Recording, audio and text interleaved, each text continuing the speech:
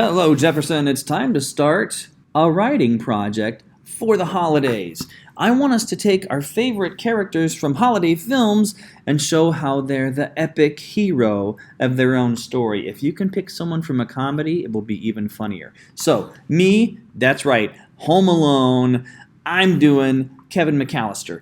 Introductory paragraphs to our papers really give us a pain in the hoo-hoo.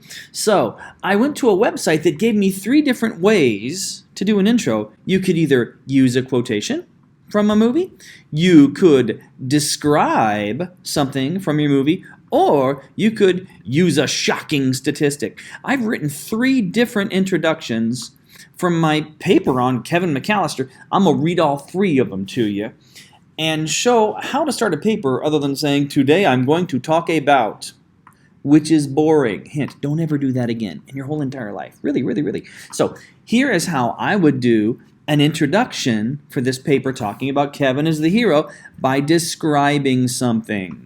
In front of you stands an adorable little boy wearing a winter coat and a red scarf tied around his neck. The knit cap pulled all the way down to his brow is decorated with Christmas reindeer. You can tell the little guy is in the holiday spirit. Too bad that when he gets home tonight, he will unleash a blowtorch on the top of a stranger's head, smash another man in the face with an iron after shooting him with a BB gun, and run a nail through the man's foot.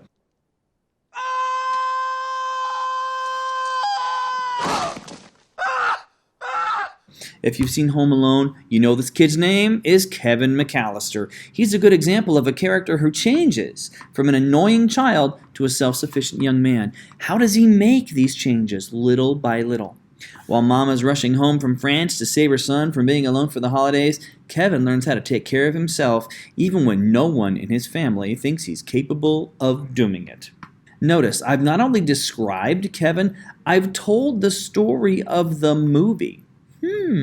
Something to think about. Telling a story is always better than giving us a boring list of stuff. Tell a story, tell a story, tell a story. Don't just list a bunch of things. Next one, use a quotation, and I use one of my favorite quotes from the movie. Kevin, you're what the French call les incompetents. Translation, you're what the French call the incompetent ones. This doesn't sound like a compliment, does it?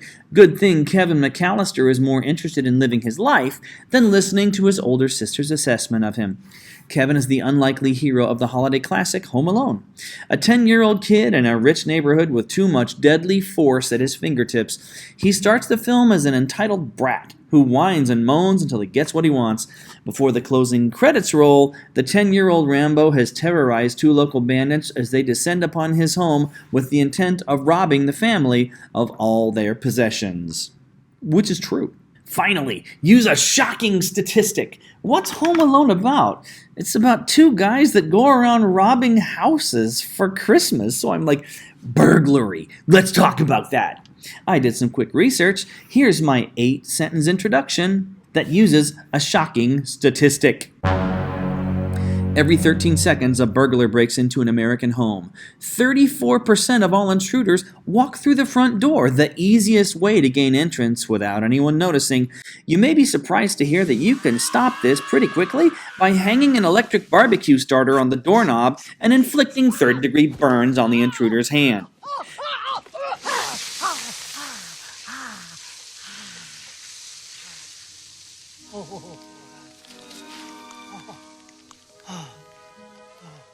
That's exactly what Kevin Mcallister does in the film Home Alone. He's a spunky little guy, and he uses his survival skills to make it to the end of the film. While the wet bandits are trying to break into his house, Kevin fakes a Christmas party to scare them away. For the film's conclusion, he creates a maze of booby traps meant to burn and bash his enemies into submission. It's a long shot, but it's also a Hollywood movie, so the audience cheers when everything ends the way Kevin plans it, and the bad guys are carried off to jail. And the bad guys, not the bag guys, although they do leave with that big burlap sack. One thing that we miss a lot, use language that expresses emotions. Spunky makes him sound like this little guy who's always up for a fight. You know, he's scrappy. What else do we have? There's another one. Burn and bash his enemies into submission. The more emotion you can pack into your language, the better it is. When I say tell a story, man, I mean it.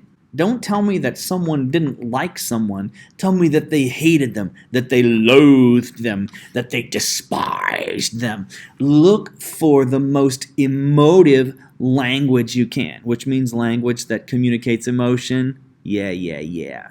So what do we need for our first assignment? We need to write an 8-sentence introduction. That's going to tell us what's the character, what's the movie, and what are we going to say about that character? What is the main idea of the paper?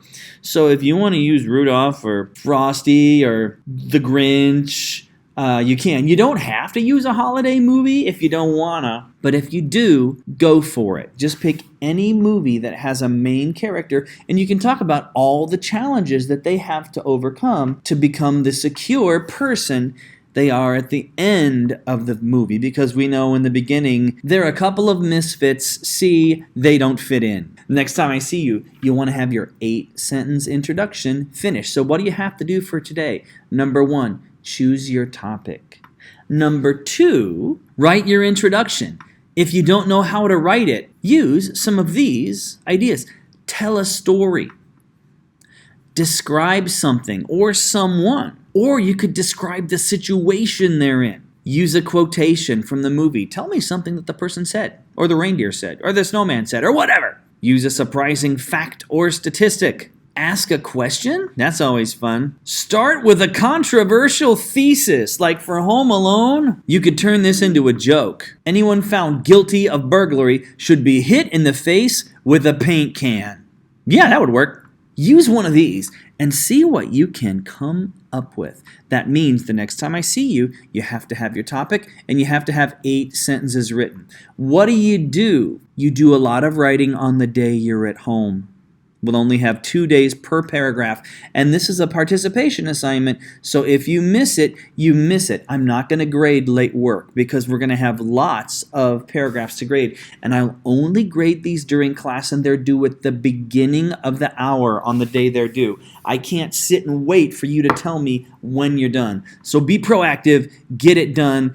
Let's end the semester on a high note. You guys are awesome. Oh, and one more thing. Keep the change, you filthy animal.